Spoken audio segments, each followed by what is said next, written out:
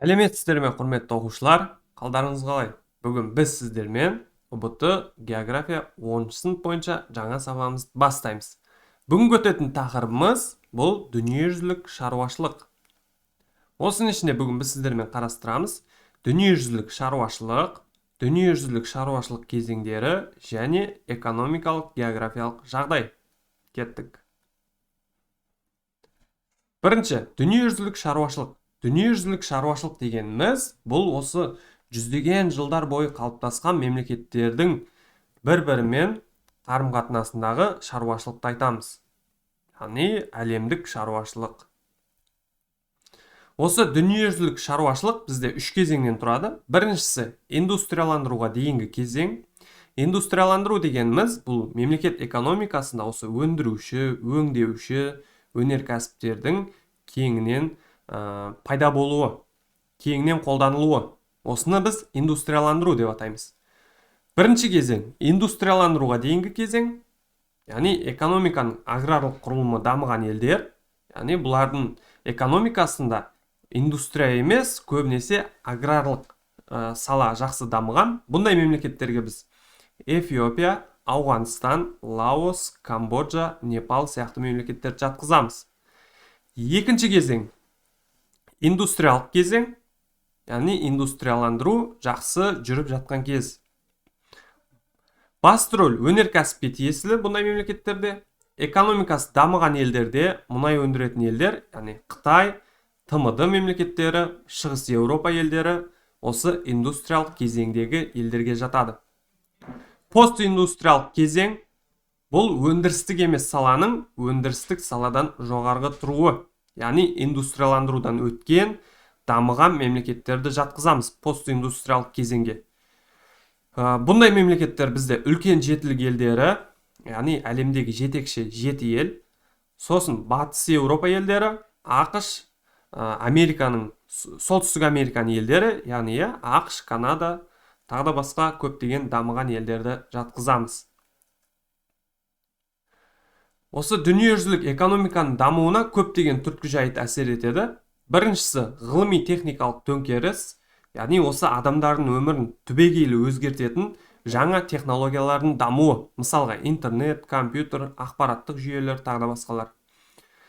Сосын трансұлттық капиталдың дамуы, трансұлттық корпорациялар мен банктердің пайда болуы, яғни жаһандану кезіндегі капиталдың тек бір мемлекетте ғана болып қана қоймай, оның бүкіл әлемге таралуы, яғни бүкіл әлем адамдарының бір-бірімен еркін түрде капитал алмасуы, халықаралық банктердің пайда болуы, осылар жатады. Сосын мемлекеттер арасында дүниежүзілік қатынастардың күрделене түсуі, бұл да дүниежүзілік экономиканың дамуына әсер етеді.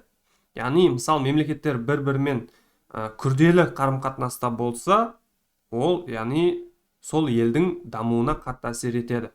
Түсінікті ғой, сіздерге? Экономикалық географиялық жағдай.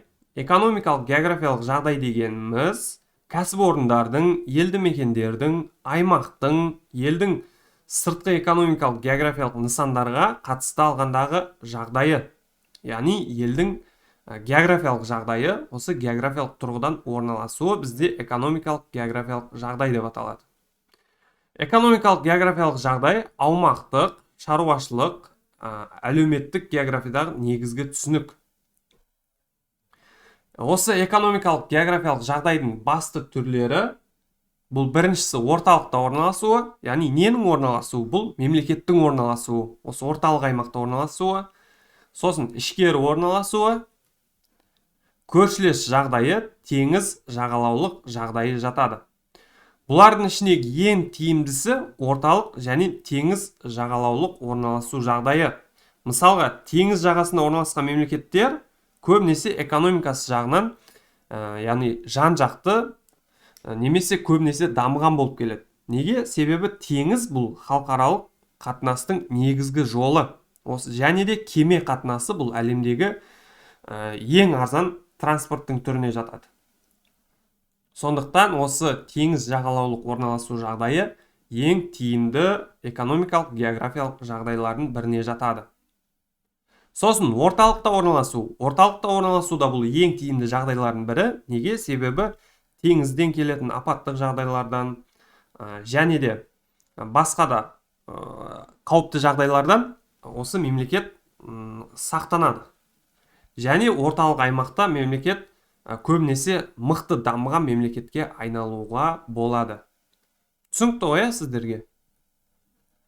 Осымен бүгінгі сабағымыз аяқталды. Сіздерге түсінікті әрі қызықты болды деген ойдамын. Келесі сабақта кездескенше, қош, сау болыңыздар.